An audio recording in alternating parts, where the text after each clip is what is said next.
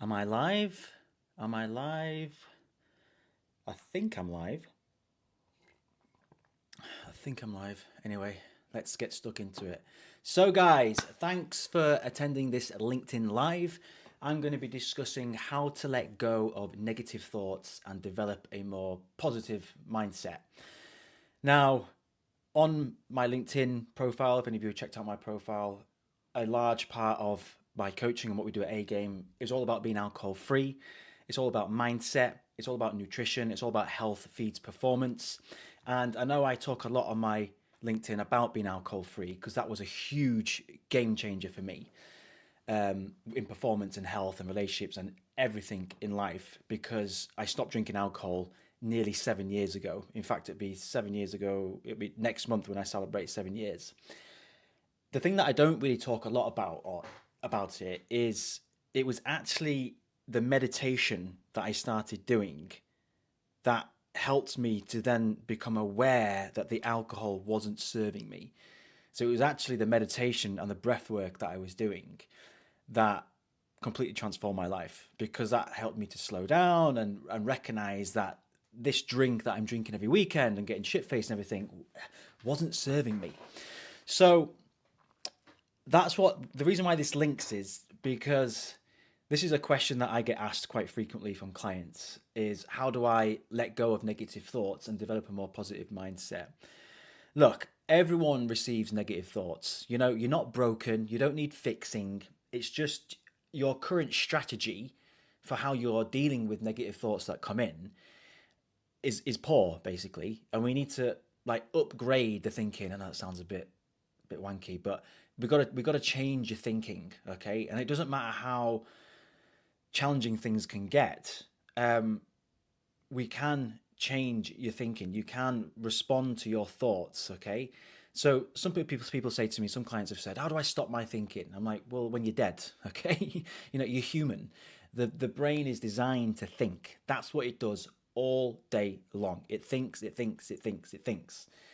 And everyone receives negative thoughts. Even Buddhist monks, they receive negative thoughts. I've actually attended the temples and things, and this live is not about being, about religion or anything like that.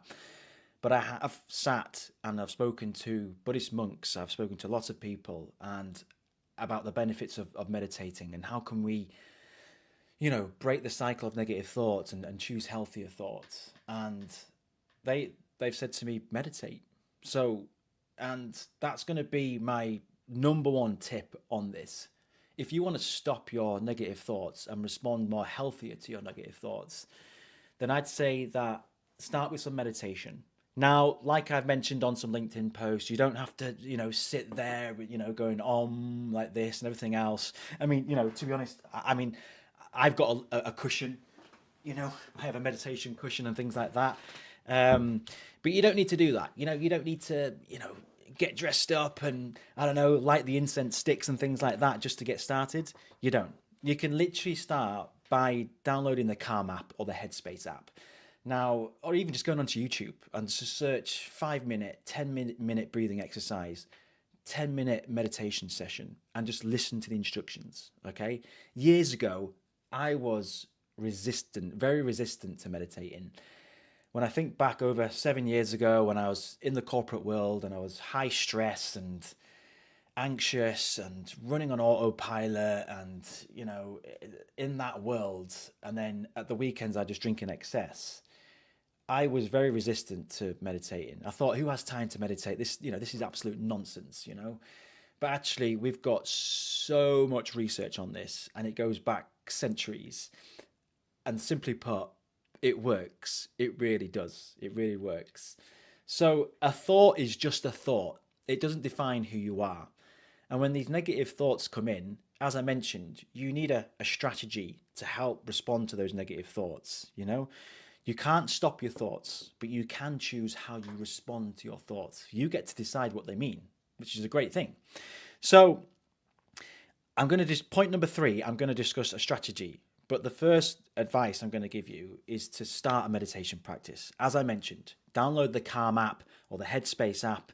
They usually have a free trial. And for example, on the Calm app, you can just follow their instructions. There's a course on there called the 7 Days of Calm, 21 Days of Calm. Click, find yourself a sofa to sit on or whatever, or a chair, it doesn't matter, and listen to the instructions. That's all you're going to do. I recommend, following the guided meditations. Personally, I don't use what I refer to as the tapes, the apps and things. I don't use them anymore because I've been meditating for a very long time. It'd be 7 years I've been doing it. And it does work. I'm not, an expert at it. No way. I'm still learning. There's still a lot to learn. But the secret is in the practice, is a meditation practice. And then what will happen over time, and we've got the studies of this as well. We know when we put a research that was done a few years ago, when we take a cohort of people and we get them to meditate for 15 minutes every day, they scan their brains on day one and they scan their brains 8 weeks later and their brain changes. It's incredible. It works.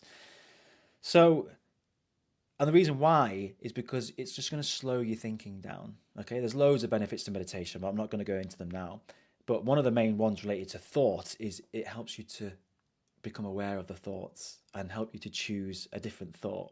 Okay, so download the Calm app, download the Headspace app, make that priority and start that meditation practice. Even if you're really busy, even if it's just 3 minutes. I used to do this when I worked in the corporate world. I'd do 3 minutes in the car before I walked into the office. Just things like that. I just find a little bench somewhere on my lunch break and just put the headphones in and press play, and it works. Next point is to practice gratitude. Why is this so important? You may have seen myself or the other Adam talking about this on LinkedIn posts. Look, we have a plethora of research on this, not us, just companies and in positive psychology, that it works. Those that practice gratitude daily, and they don't just write down, I'm grateful for my parents, I'm grateful for my wife, I'm grateful for my husband. It's not that. You get really specific about something that you have and an experience, a memory, a good memory, okay? And you write it down and you do 3 different things every day, okay? Don't just write it down. You're going to write it down and then you're going to verbalize it back to you. You can even close your eyes and verbalize it back to you. This has been shown in positive psychology to increase your happiness, to help you to think of the positive and also to be a bit more optimistic. It also helps you to focus on things that you do have instead of all the things that you don't have. So if you've got a negative thought, I don't know, about someone else's opinion or someone else's thought or something which is, not fully inside of your control, you'll start to become aware of this. And when things do get challenging or things are tough, you can start to invite in the good. Because if you're someone who's been practicing meditating, or even if you practice gratitude for weeks every day, and the secret is in the consistency with both meditating and gratitude, what you're doing, you're training your mind. You're training your mind to deploy this new strategy of thinking and thought, so that when adversity does hit, when the challenges do hit, so this is something you do even when the days are good. It's just a non-negotiable. It's a non-negotiable of mine, meditation and gratitude every morning without fail. I don't leave the house. I don't think it's fair on me and other people for them to get the crap version of me, I think I have to regulate my emotions, and I do that through meditation and gratitude before I pick up my phone, before I see my family, before I see friends, colleagues, etc. in the world, because it's not fair. It's not fair on them. It's not fair on me, if they get the crap version of me. So starting the gratitude will help. Your brain will start to change. And when you do face adversity, you can find, it sounds odd, but you can find a bit of joy in whatever challenge you're having, because you've programmed your mind to invite in a more helpful thought. And that links to the step 3. So this is all tied together. But point number 3 of how to stop your negative thinking is to do these three additional points. So basically, the first one is to notice the thought. So when you're having that thought, let's say, for example, I'm not good enough. The thought's going round and round and round. I'm not good enough. Recognize it's there. You've got the thought. Great. It's just a thought. That's all it is. Just a thought. It doesn't define who you are. If you act on the thought, then that does define who you are. So let's say it's a thought of, I'm not good enough. You're going to pause. Just pause. Just sit in your chair. Take a deep breath. Calm. And then deploy curiosity. Okay? So the curiosity is basically, you're going to ask yourself, I wonder why I'm having that thought. Where does this thought come from? What's making me think like this? What's making me have this feeling? You know, is it because you're spending too long on social media? Is it a colleague at work? Is it, your business partner? Is it your partner? Whatever it is, what's triggering it? What's making me think like this? And get curious. When you get curious and you ask your brain a question, it has to come up with an answer. But an important part to this as well is how you hold yourself. So if you hold yourself in a lousy state and ask yourself a lousy question, guess what? You're going to get a lousy answer. So your state is everything in this as well, So if you hold yourself properly and then deploy that curiosity, so that the negative thought comes in, pause, take a deep breath. I'm wondering if that thought is true. What evidence do I have? What data do I have that this thought is true? 99% of the time, you'll have no evidence, because most of the time you're probably worrying about what other people are thinking, their thoughts, other things that are outside of your control, what people do, what people don't do, and you can't control it. And what you'll find is you'll have zero data, no data. It's just a thought. It's just a thought that's not serving you. So then what you do is you deploy some more curiosity, but you also ask yourself, and this is the best question to ask yourself, okay?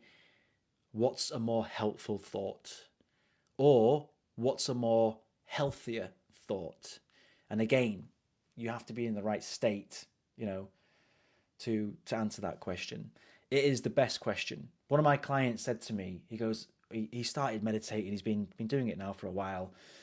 And he messaged me one day and he went, oh my God, sorry, he's American. I get it now. You're just coaching yourself all day long in your head. I was like, that's a really awful American accent, by the way.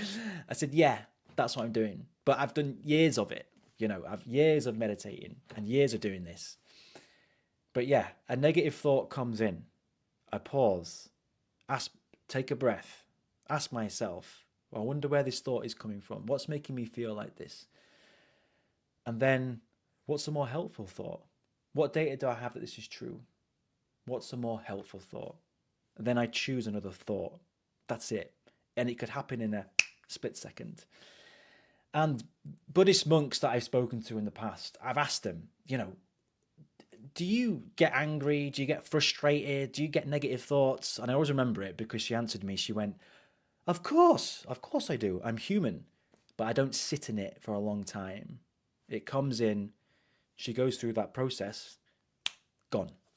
And she comes back to the present moment, because that's what the meditation does as well. It helps you to be in the here and now, because most people are just on autopilot and their thoughts are all over the place and they're being very much dictated by external things that are affecting them. So that's what the meditation does. So overall, you'll be less anxious, have less stress, because you're present on the thing that you're doing and the thought's not sort of taken over, if you get what I mean.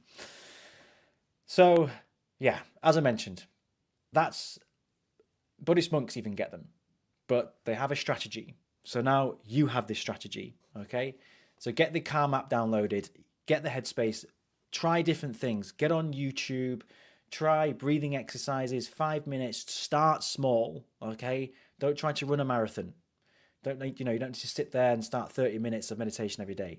Start small, 3 minutes, 5 minutes. Instead of scrolling on your phone, just put it down to one side. Put your earpods in, or however you want to do it, and just listen to the instructions. The quicker you can build that meditation practice in, and if you pair that with some gratitude, in about 4 or 5 weeks, you're going to see a massive difference. I had a client that did this a couple of weeks ago, and he literally did it for just for 5 days, and he went, wow, what a difference. He's a successful business owner, high stress, got a lot going on at the moment, and we started the meditation and the gratitude, and just after 5 days, he felt incredible. And I said, I wonder where you could be if you just keep going. And I said, are you going to keep going? He said, yeah. So It's powerful stuff. It's not woo-woo, even though years ago I thought it was. But yeah, hope that helps. And if you've got any questions at all, please just leave them below, or don't hesitate to send me a direct message and I'll get back in touch. Have an awesome day, guys, and I'll